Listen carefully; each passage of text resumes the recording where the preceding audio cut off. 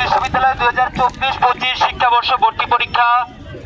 সময়ে স্বেচ্ছাসেবী সংগঠন লাল সবুজ উন্নয়ন সংঘ জাহাঙ্গীরনগর টিমের পক্ষ থেকে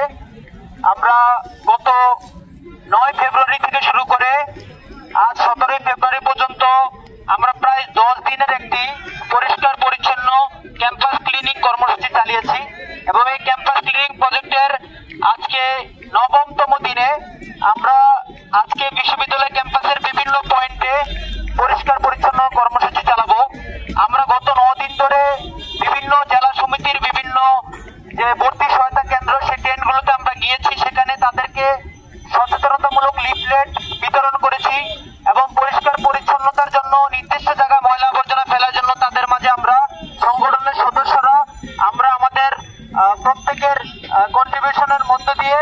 আমরা তাদের কাছে কিন্তু ঝুড়ি উপহার দিয়েছি, ময়লার বাস্কেট উপহার দিয়েছি, যাতে তারা নির্দিষ্ট জায়গায়